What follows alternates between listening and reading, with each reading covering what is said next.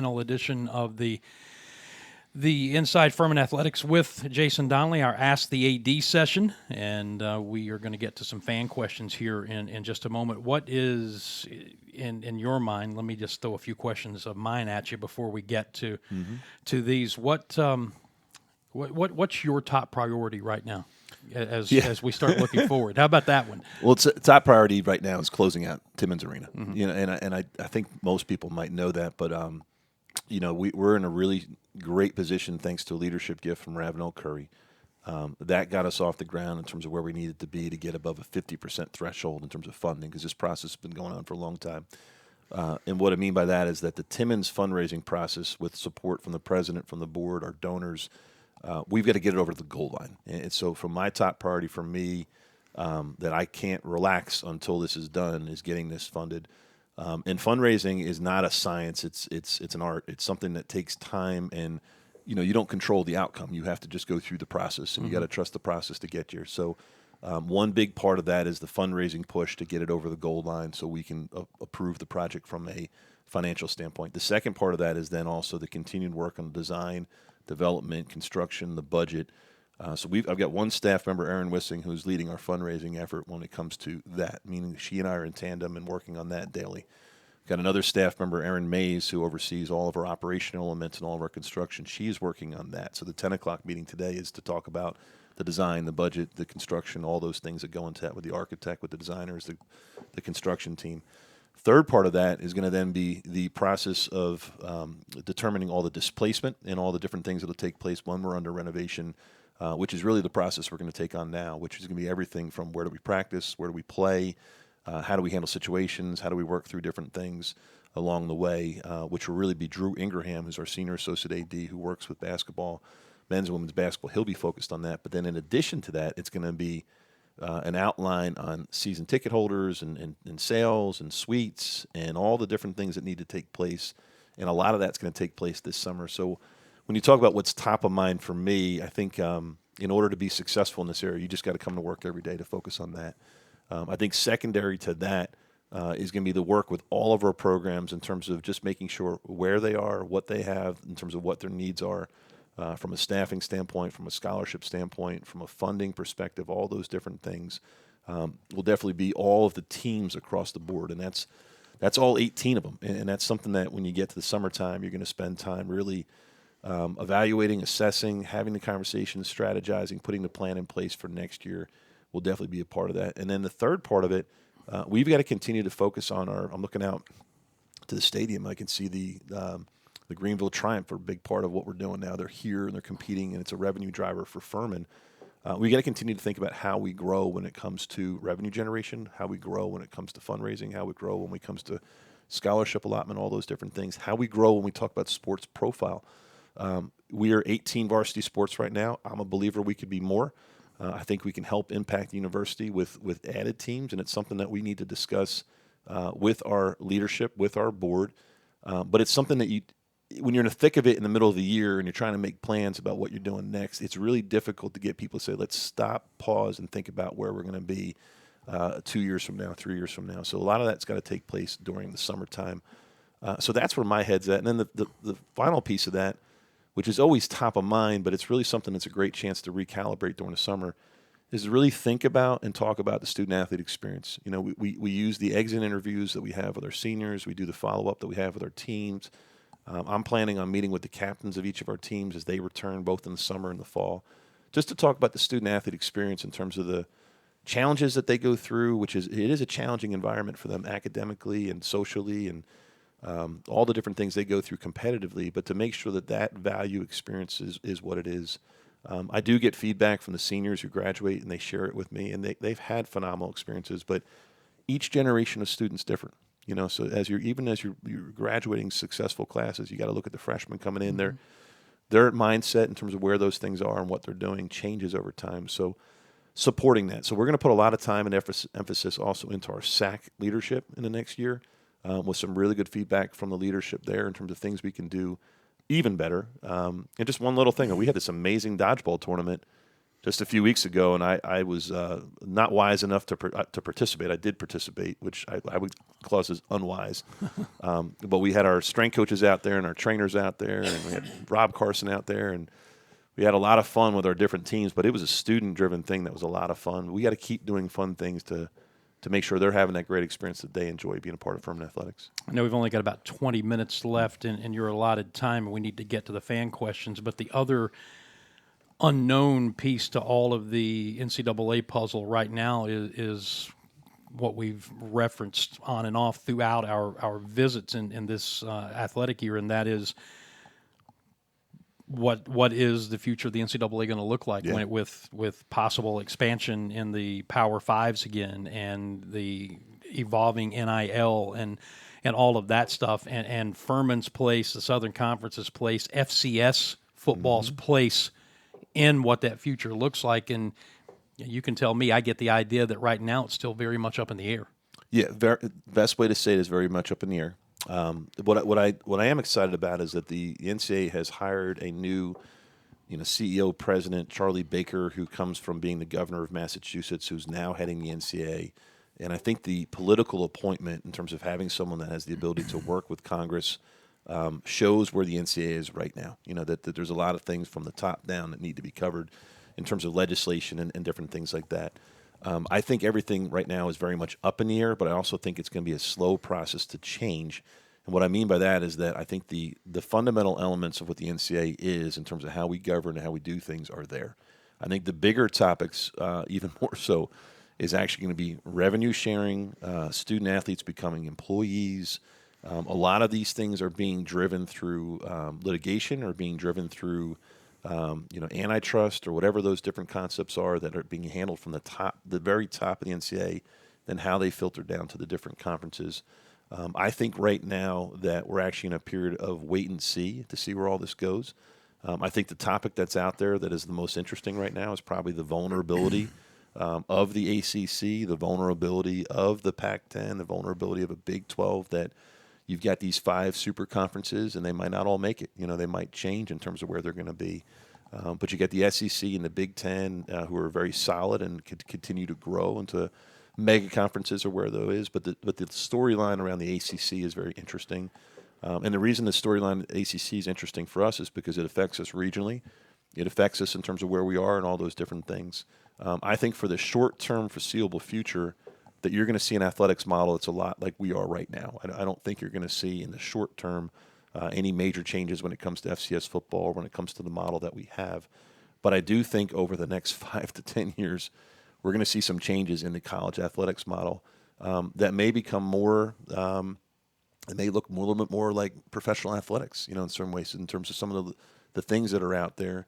I think the NIL is something that we, as an institution, are embracing and working with. We do have NIL at Furman. It's not a bad thing for us. I think that some of the levels where they're at, the market's dictating, some of those things at the higher levels with the Power 5 football. So I think we're in a good place to be able to adapt and adjust. And as we go to the Southern Conference meetings this summer, which are just a few weeks away, some of the biggest things we have, we're going to have a new commissioner at some point that'll be a part of our conference. Our president, Elizabeth Davis, is chairing that committee. So we certainly have some good insight and engagement with regards to who the next commissioner will be. I think the next commissioner for the Southern Conference is going to dictate a lot of the things that we do from a policy standpoint. But I feel really good about Furman's voice at the table. I feel really good about how we're leading and how we're engaging, the things that we're doing, how we're positioned. And there's been challenges. The biggest challenge I think we've gone through is actually the transfer portal more than anything else, because I think it's really difficult for smaller schools in some cases to retain. I also think the transfer portal is just something we're living with, particularly with COVID. This COVID classes that everyone goes through gets that extra year. We'll graduate some student athletes. They're going to go to another school, and it's going to look at what happened here on a transfer thing. Well, it's not a transfer thing. It's just they've gotten to the point of graduation where it's time for them to move on and get another degree that we might not offer. So you'll see football players and softball players and others just go to another institution because they're going to have a chance to get a degree that they otherwise couldn't get. This is a good thing. That's a good thing for them. Competitively, would we want to keep them on our roster? Sure, we would. But we've got to also do what's right by the students and enable them opportunities to move on. But I think those are a lot of the contemporary topics that I would encourage our fan base to really tune into during the summer, to watch and see how this grows. And I think, conferences are going to have meetings this spring. NACDA, are going to come together. All the national athletic directors will come together this summer. There's going to be more legislation that gets pushed during the summer. So between now and August, it'll be interesting to see what changes. But I don't think you're going to see any major changes with the exception of the ACC that take place this summer. The ACC is certainly a topic to keep your eye on in terms of where that goes and what that means for college athletics.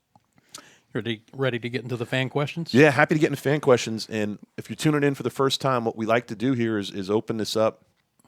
We can take any questions that you have. We're happy to handle any topics. There's nothing that's off limits. And we just go through whatever we can do to answer and try to share where we're at as an athletic department with you. But Dan, happy to go through these things, and thank you. Well, you've already addressed two of the questions. Timmons renovations being fully funded, 80% there, and still working on that. And where will the team play and practice during renovations? That's actually meeting and conversations that are going to be starting imminently, right? Yeah. So some of the basics on that is that this season we will compete in Timmons Arena, and we've looked at possibilities of not competing there. We've looked at possibilities of ending mid-season there. We're at a point where to provide the least amount of disruption and to do the renovation, which will take over a year, it's in our best interest to just wait till March and to get started then. So you'll see a pretty typical season this year where we'll compete in Timmons, we'll practice in Timmons, we'll play downtown at the Well, and then as we get to March, we'll look to postseason and then we'll look to renovate. That we'll have the building available until the basketball seasons are done. But this time next year, the construction, if all the funding's done, it's the big caveat, we got to get the funding done. We'll be under renovation, and then we'll go through a process where we'll have a year of displacement. During that period of time, our teams will be looking at both practicing on campus and off campus in terms of what those venues are. We're going to really need to use the Alley Gym. At times, we need to use the PAC. We're going to have 3 different sports that will be affected by this. It'll be men's basketball, women's basketball, volleyball, and then whatever student use would be a part of that. But then they'll look at creative options that are around that. This is part of the reason why years ago when I first got here, I said one of the best things we can do is get a practice facility off the ground. I was pushing for that early because I believed that having a practice facility would reduce the amount of disruption that takes place. But the plans come together as they come together. We're at a point where the arena is now the most important thing, and we've got a donor that's pushing that, and that's what we're going to do. We may add a practice facility into the construction process. It just depends on funding. But that's not going to impact the teams during that period of time because the timeline is just such that we'll be offline. In terms of scheduling, we will play games downtown at the Well. We'll play a predominant number of our games downtown there. And we'll look at other venues. We'll look at other opportunities. We may be coming to your cities to play games in different places, anywhere from Atlanta to Charleston to Nashville to Asheville.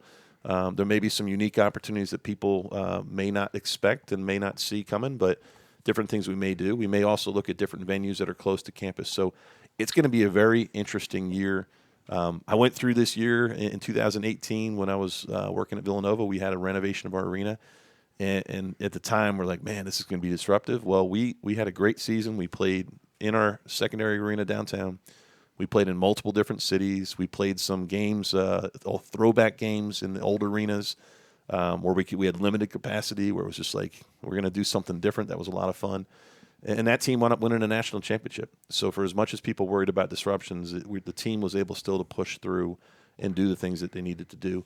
Things we need to keep in mind is it's not just men's basketball, it's also women's basketball. It's also volleyball. It's affected by this. There's other sports that will get affected by this, but we'll have a really clear plan coming out of the summer in terms of what we're doing, where we're going, what it's going to look like.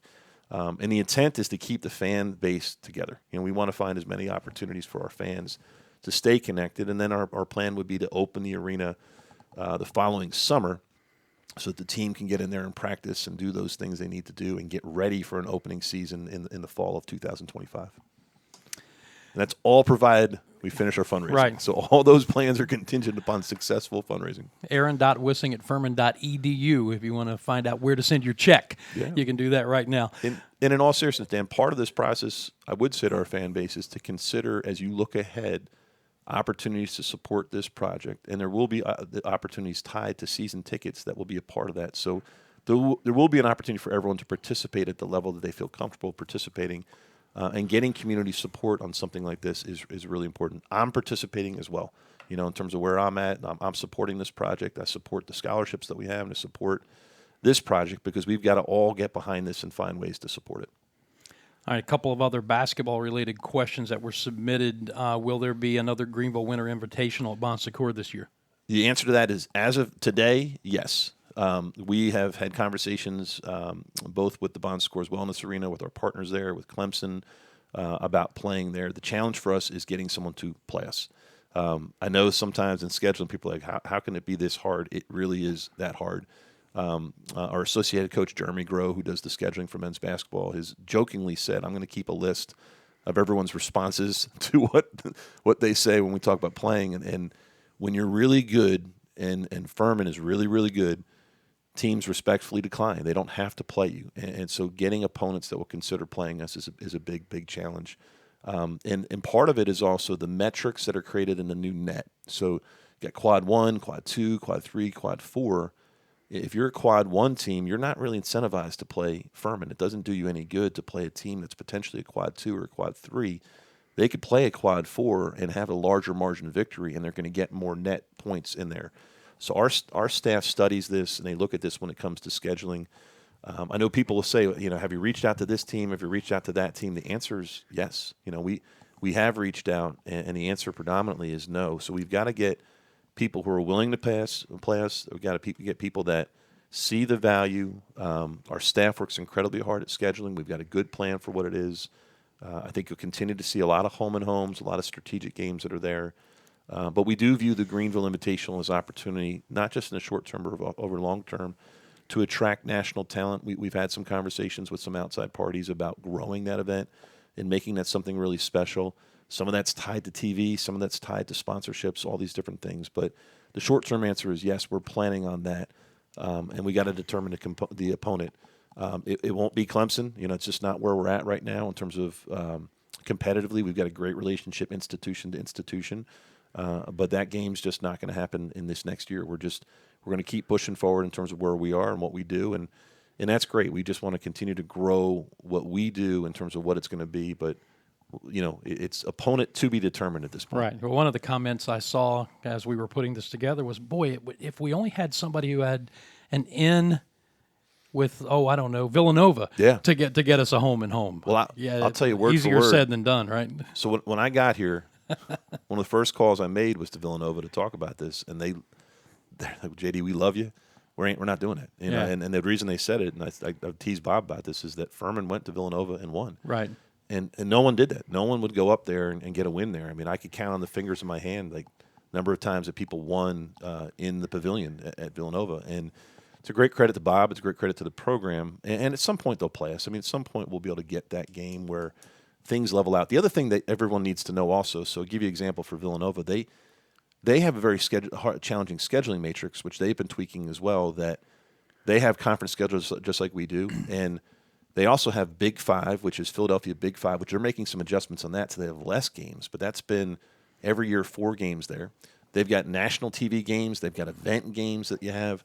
So they've got multi-tournament events. So the scheduling matrix is sometimes more complicated than people think. The other part of it I'd share is that one of the best things that we got out of the season for our program was going down to Charleston, competing in that multi-team tournament, and being competitive, learning a lot, and having our coach come back and say, win or lose, I'm playing in that thing again if I can, because he got so much growth out of his team where he realized it's such a great thing with Bob that he's like, it didn't matter if we won or lost. It mattered what we got out of that event. It mattered what we got out of the competing and the neutral court.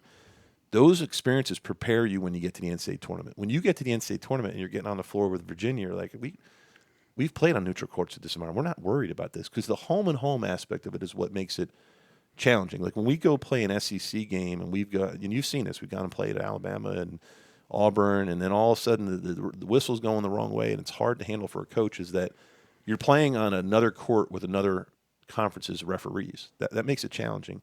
So to be able to play on a neutral court with national TV, that's why Bob's very excited about this Myrtle Beach event. It's just another opportunity to go play neutral games where you're just really getting to challenge and test your team and just see where you're going, which is a great thing. All right, we got to go into rapid fire mode here. Speaking of the Myrtle Beach Invitational, will there be a Furman fan travel package? Yes, yeah, we're going to continue to do that. We're going to continue to build that base, and we're going to continue to support football at the same time. You know, a really robust athletic department is when you're offering different things for different people at different times. And some fans are crazy like you and I. They're going to go everywhere. You know, they're going to go to basketball. They're going to go to football. They're going to do it all. We want that too. You know, we want to offer all those different things. But yes, we will have a package for Myrtle Beach that's inclusive. And the intent with that is to continue to grow that. We want people that will say, you know what, every November I got a chance to travel with basketball. I want to go do this. You know, we want to have some different things even with football that allow people to be more engaged with the travel around football during the season. So these are the conversations we'll have this summer about being inclusive when it comes to our sports. Why is licensing apparel taking so long?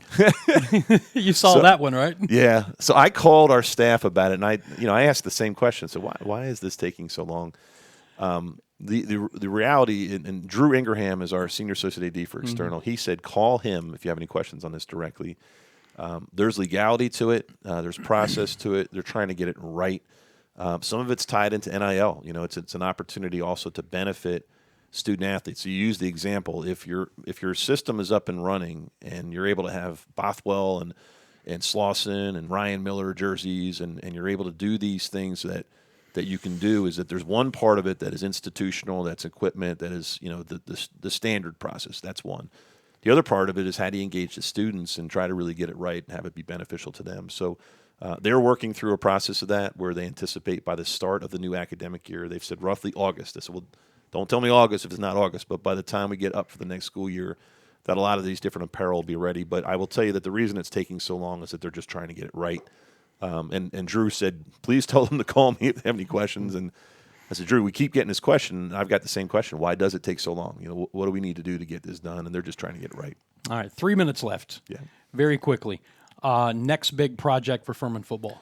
Yeah, great question. So Clay Hendricks has been really engaged with this, and we've been going through a process with architects and planners of looking at what we want to do.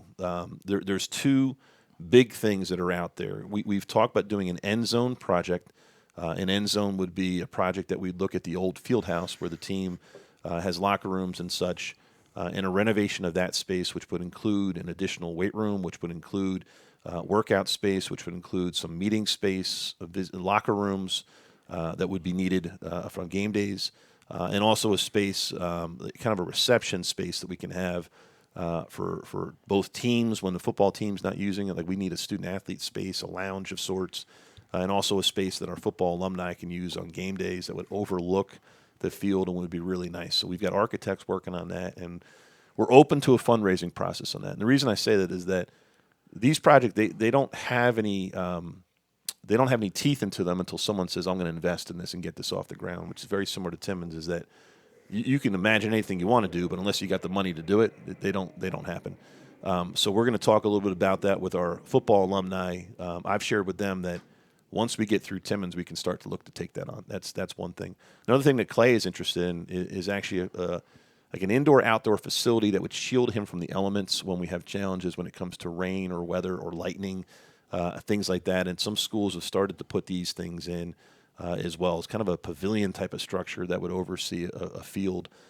It's just a different kind of project. So those are two things that we're interested in when it comes to football. I will tell you my stance on football. We got a great program. We're driving in the right way. The most important thing we continue to do is continue to invest in the program in terms of invest in the infrastructure around the program. The three things I said to Clay we got to do all the time is we got to win with integrity, which means we got to win with great kids that are getting a great degree and are here for Furman is one part. The second part is we got to continue to pack this stadium and have a great game day atmosphere, which we have, which I say, Clay, number one is your responsibility. Number two is our responsibility as an athletic department. And number three is we got to drive fundraising and fundraising support for the football program. And if we do that, we can do great things. Now, what that result is, what we get into with those dollars is either an investment in the program itself or an investment in structures around the program or continued improvements. But we look at this every year. We look at what are the things we need to continue to do better in every sport, but kind of a continued investment in football at large might be more important than just the next capital project. All right, final question with about 90 seconds. Citadel just announced a home-and-home with North Dakota State. Good. And the question was, any chance that Furman would do something similar with FCS Powers? Yeah, so we've also had those conversations, and again, it's a great compliment to our football program. Our scheduling committee has reached out to everyone, including some teams that have gone from FCS to FBS in recent years. And the goal is always to try to get a home-and-home type of a opponent. In meeting with Clay, regional is important to him, and I respect that. He has a philosophy on what he wants to do with his team in terms of travel and competitiveness and all those different things. So we've had the calls, we've had the conversations. The scheduling's a bit tricky. The other thing that's different with football than basketball is football schedules out a couple years. So, sometimes when you're scheduling these things, you're looking ahead. Kudos to Citadel, but they're just in a different position than we are right now. Citadel's been down. Citadel's rebuilding. Citadel's got to do some things with their schedule that attracts, different momentum or different fans or whatever it would be. We're at a place where we're really focused on winning. Our methodology in terms of what we're trying to do is we're looking to compete year in, year out to win a Southern Conference championship, and we're looking to compete year in, year out to win the FCS playoffs. And there's a method to the madness, and there's a philosophy that I believe as an athletic director. I did scheduling as a coach. I knew how important it was to our livelihood. I knew how important it was to our program. As an athletic director, when I believe in the coach, I'm going to follow the coach's lead on scheduling. And we may have ideas and tweaks and things we'd like to do, but at the end of the day, I'm going to believe in the coach. It's an example with Clay's schedule coming up. We've got years where we potentially could play more than one FBS opponent. That's not what Clay wants to do because he believes his team gets more beaten up and there's a negative to it. He'd rather schedule a different way. Let's play one key FBS opponent, and let's play a schedule that's going to make us better throughout the year and prepare us to win a Southern Conference and to win an FCS championship. That was clear from day one when I got here when I was meeting with Clay, and I'm going to follow that lead with Clay because I believe in our coach and I believe in our team in terms of what we do. Now, we have to offset that on a budget. We got to offset that when it comes to competitiveness, but part of Clay's goal has been really simple. He wants home games. It's hard for us at Furman to get home games here if you're scheduling all these different things that are out there. So we've had these conversations. Am I open to flying the team anywhere? Yes. I mean, I've offered to pay for teams to fly down here, really good teams to play us. And the reality is that this Furman is respected. Furman's respected. Clay's a great coach. And other teams have other things that they've got to accomplish. Some other teams might be in their budget. They may be said, you have to play 2 FBS games for your budget. You have to go do these things. But we're in a position right now where I'm really following the lead of our coaching staff. What's important to them? We have input, oversight. We go through those things. But when your teams are doing well and your teams have a plan, you got to stick to the plan and follow through with that plan. So no immediate or urgent needs to go play the Dakotas. I will tell you, I would love to play the Dakotas in the semifinals and finals of the SCS playoffs. That's when we want to play those guys. Yeah. That's when we want to make that trip. And we want to play them in Frisco if we could. There you go. That's all we got, and you've got another meeting to get to. Yeah, well, Dan, thank you very much for everything. And to our fan base, if you didn't get a chance to tune in to the last one, the interview with Bob Ritchie, we went for like an hour with Bob, and it was great, just great conversation with him. And I'd encourage you to tune in on that. But I hope everyone has a great summer. We're thankful for you. We're thankful for your support throughout the year as fans on Dins Day, everything. But it's been a great year for Furman Athletics. We can't wait to do it again. Well, speaking of Drew Ingraham, as we get set to wrap it up, we are going to be repackaging kind of the best of what we did on these Inside Furman Athletics shows through the course of the year, and you'll be seeing parts of them dispersed throughout the summer. So if you miss some things, you'll be able to get it all again. Well, thank you, Dan. Thank you very much. All right, that will take care of the final Ask the AD for this school year. We'll do it again in August. Hope you enjoyed it, and we should have one more with Clay Hendricks next week before we wrap it up for the summer as well. Until then, for Jason Donnelly, all of us at Furman, I'm Dan Scott. As always, saying God bless you, and so long, everybody.